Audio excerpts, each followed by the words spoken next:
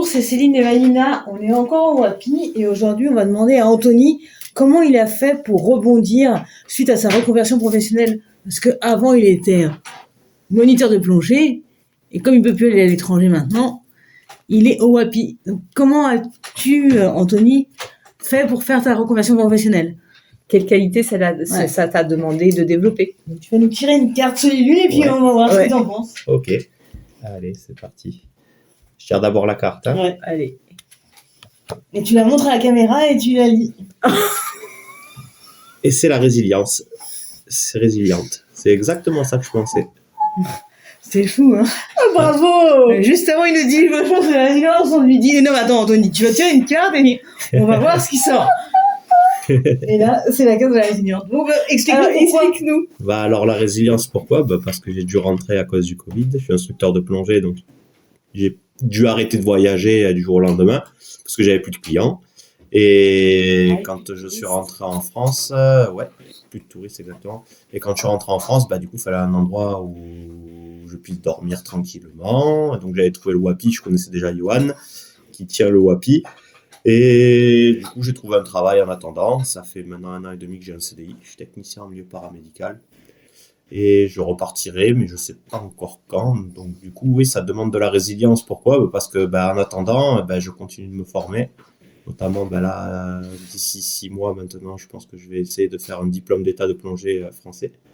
Ouais, parce que j'aurais travaillé assez, donc je vais avoir le droit à une formation. Et ça pourra me permettre de travailler notamment en France, parce qu'avec les diplômes que j'ai, je ne peux travailler qu'à l'international. C'est-à-dire dans tous les pays du monde, même je pense à Corée du Nord, je pense que c'est possible s'ils développent la plongée, mais en France c'est interdit. Voilà, parce que mon diplôme, il est pas valable.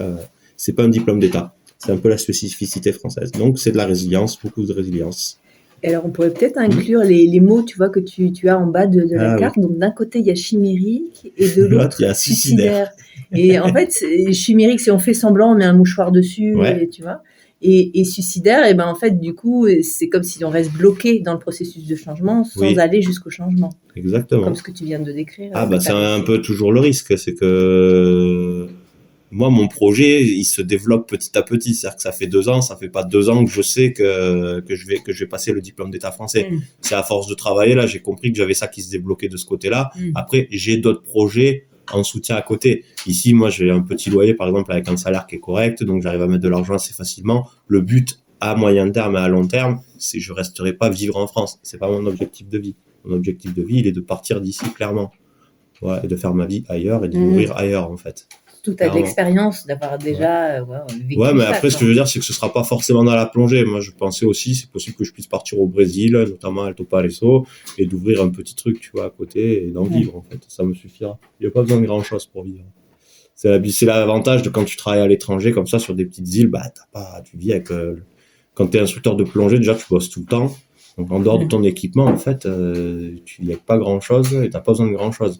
C'est juste la santé, en fait. Donc, c'est vraiment le plus important, c'est le plus compliqué à gérer, c'est la santé. Après, pareil, avant de partir au Brésil comme ça, je pense que je vais déjà aller en Guyane, m'installer en Guyane. J'ai un pote là-bas, j'ai des adresses. Puis après, je verrai ce que je fais, quoi.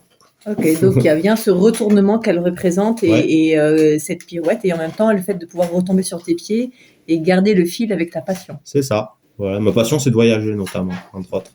Et découvrir d'autres cultures. Il y a la plongée, mais la plongée, c'est aussi mon travail. Donc, la passion, elle n'y est pas tout le temps. Hein. Quand t'en vis, il faut pas rêver. Donc, c'est pour ça aussi que c'est bien de faire une pause. J'étais content de prendre une pause. Alors, j'avais pas prévu de faire 2 ans de pause, mais j'avais prévu, normalement, je devais travailler sur des bateaux de croisière en Égypte. Donc, je faisais 3 mois en Égypte, 3 mois ici. Ça me permettait d'un peu moins plonger. C'était très intense, mais au moins, ça me permettait de garder la passion et aussi de préserver mon corps parce que c'est ton outil de travail et que de plonger, faire 400 plongées dans l'année, c'est extrêmement usant. Hein. Quand tu regardes généralement les instructeurs de plongée, ils ont 10 ans de plus au niveau de leur peau. Moi, j'ai cette chance, j'ai 37 ans et je ne les fais pas. Donc, ok, merci Anthony. En tout cas, vraiment merci pour ce partage. Et alors, Solilune nous étonne toujours quand même avec les tirages, les tirages pile qui tombent. C'est ça, c'est clair. Merci beaucoup. De rien.